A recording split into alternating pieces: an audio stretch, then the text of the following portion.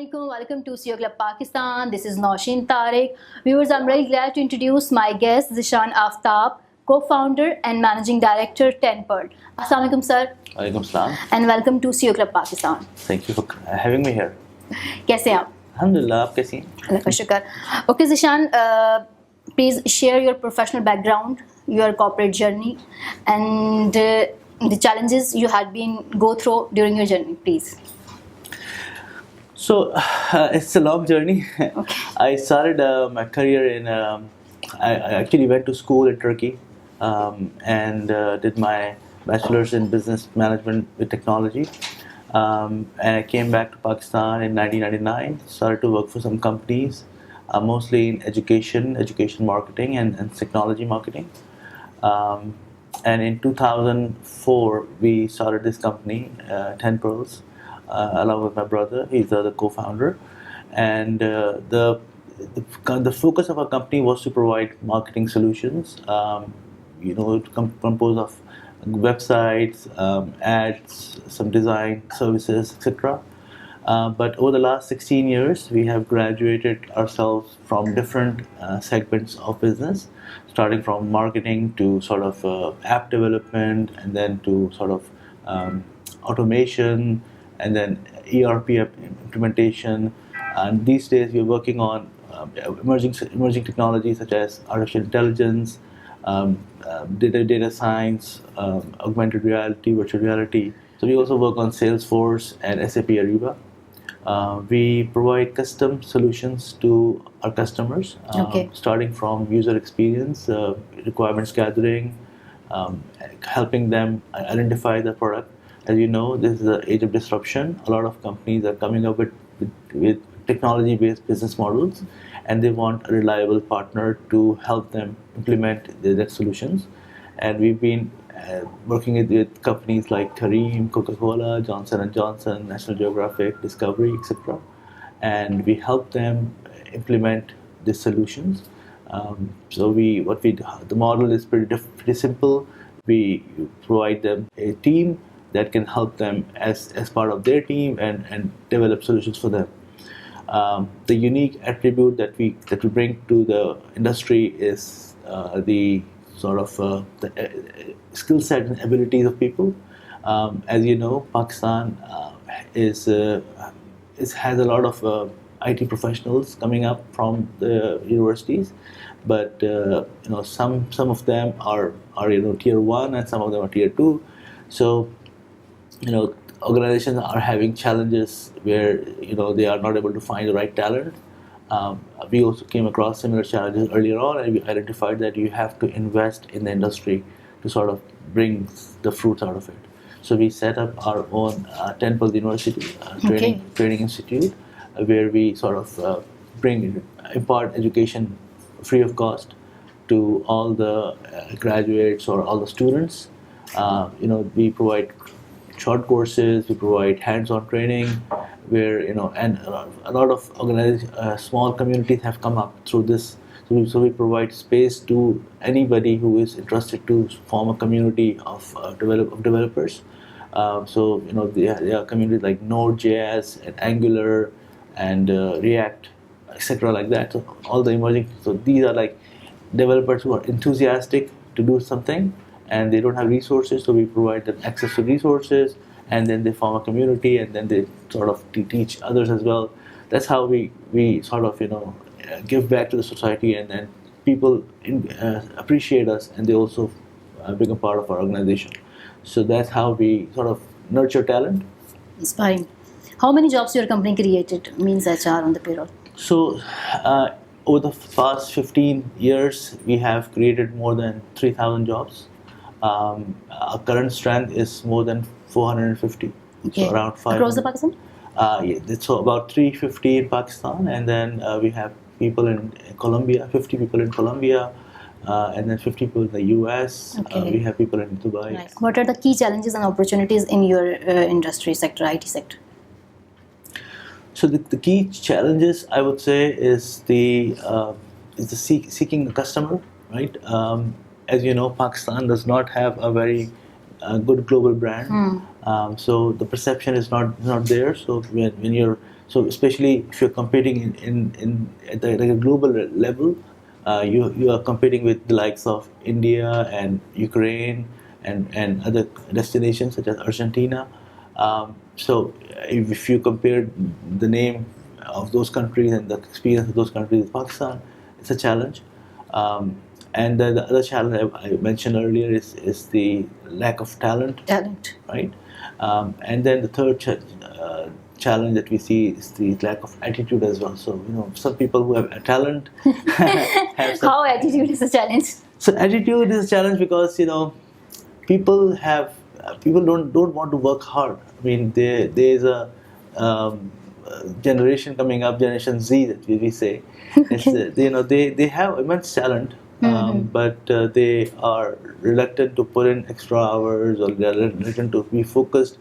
You have to achieve something. You have to work hard and be at a position. So these fresh graduates are very good, but they feel like they're already there, and they don't want to work hard and to be at that level. That is one of the challenge. But overall, the opportunity is huge.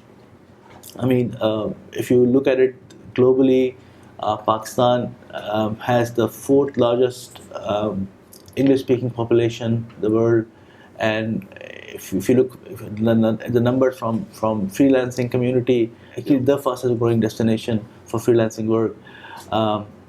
Why the opportunity is for organization is huge. We can probably unite with other companies and go as a one company and go represent Pakistan and get some huge business.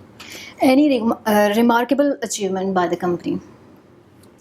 Yeah, definitely. So we've been featured by Gartner, and Forrester. These are two global research companies that tell the world who is the best in the industry. So we've been featured by Gartner and Forrester in a number of their reports, and we've been mentioned against Accenture and Tata and other big giants global. So we are the only company from Pakistan who is like mentioned in those reports. These are great achievements. We won the Inc. 5000 award last year as well. So one of the fastest growing 5,000 companies in North America. And we won awards from Nokia as their top app developer. We've won award from AT&T as the second best game in the world. Great. Okay, Zeeshan, any remarkable achievement by the company? Yes, so we have acquired a number of companies globally. So we've acquired at least 5 companies so far, and the last one that we acquired was only last month. And this is a Salesforce shop called Zen Cloud, and they offer Salesforce services to customers in San Francisco, which is Silicon Valley. And we've acquired them, and we will be now working with all these customers in the Silicon Valley and providing services to them from Pakistan. So this is a great achievement for not only for us but also for Pakistan.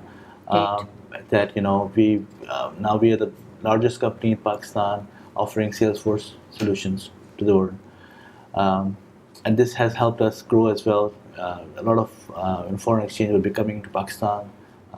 That's great for the country. Okay, how do you see the role of Pakistani women in the tech industry, and what step would you recommend to empower them? Pakistan has a great potential.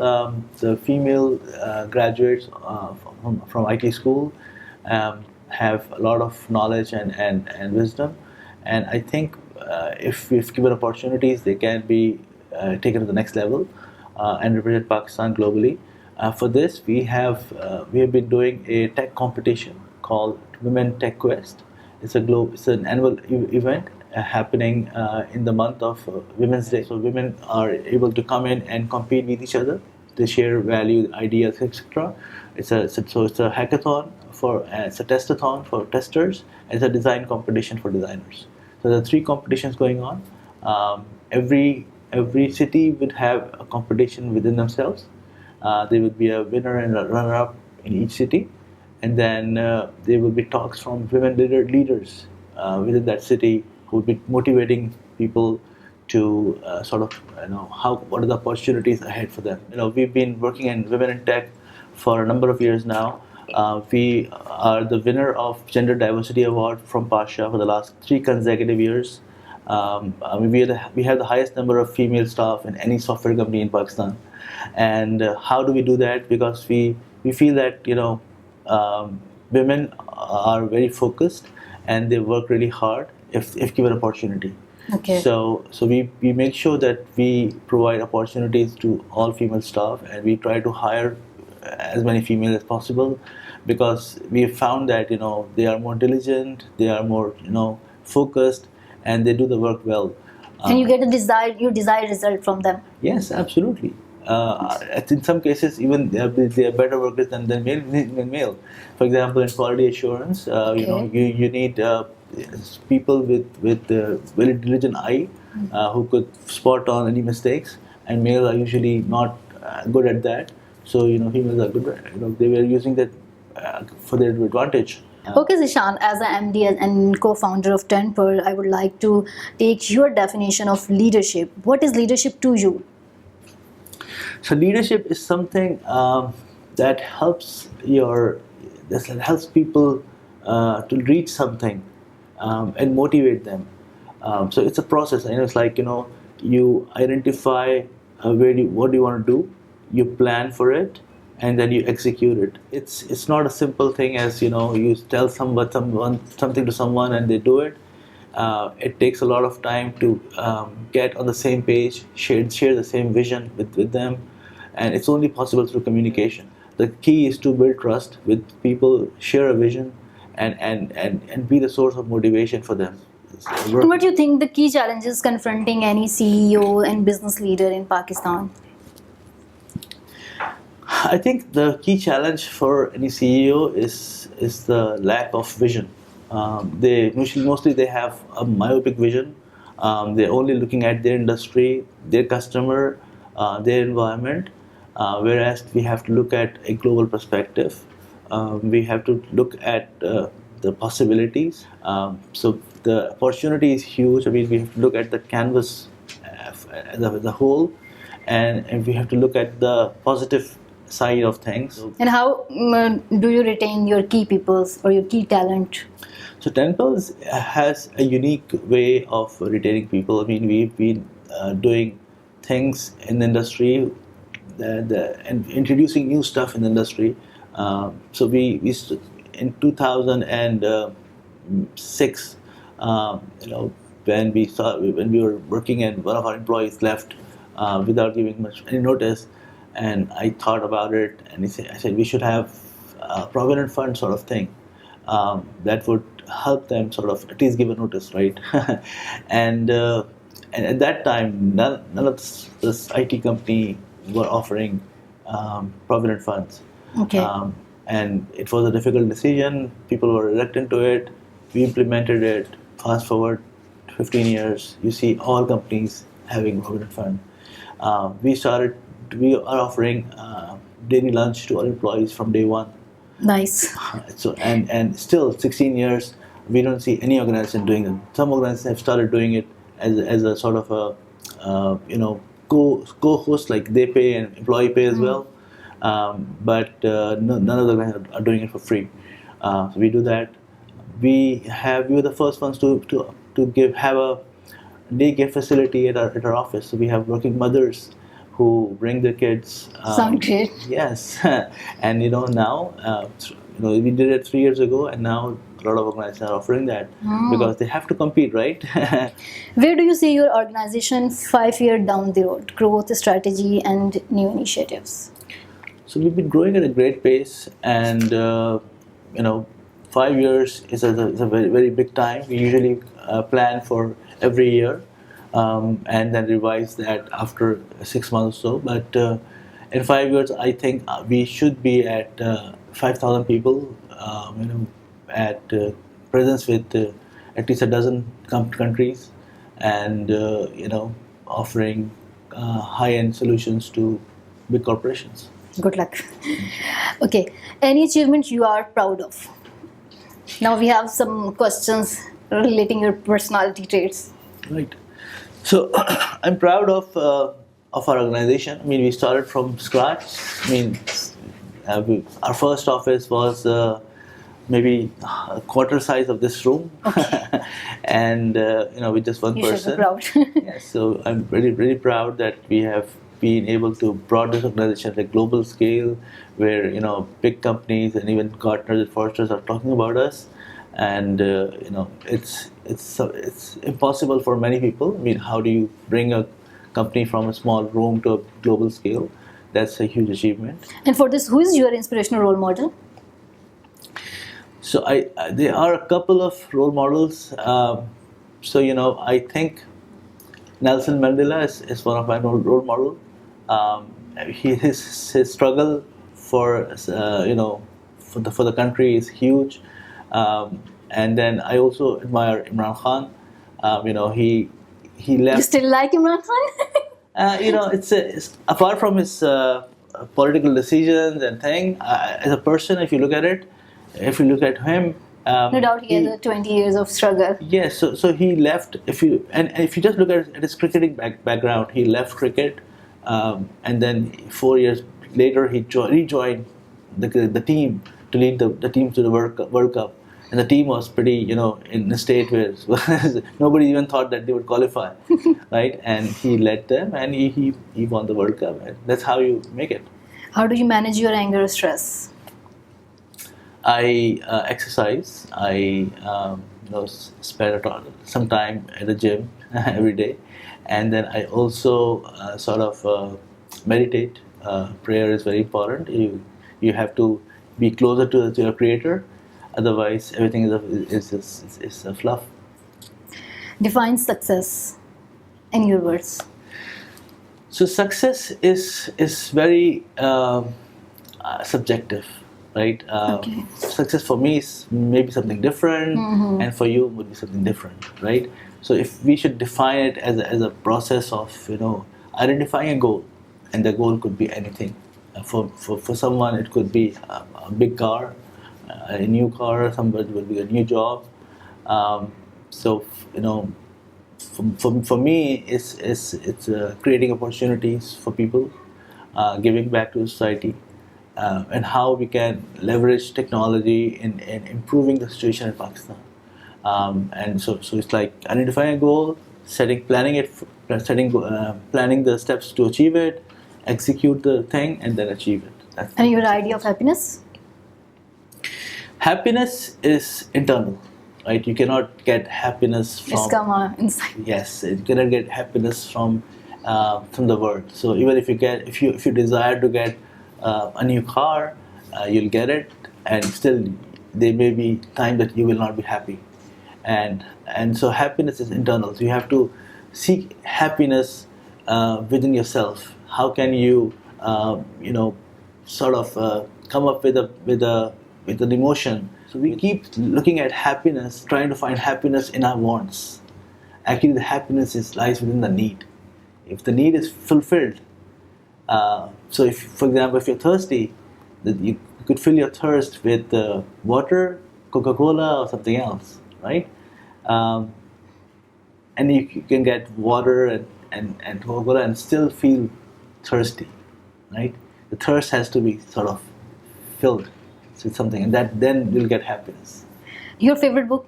Do you read books? Yes, I read books. Recommend any?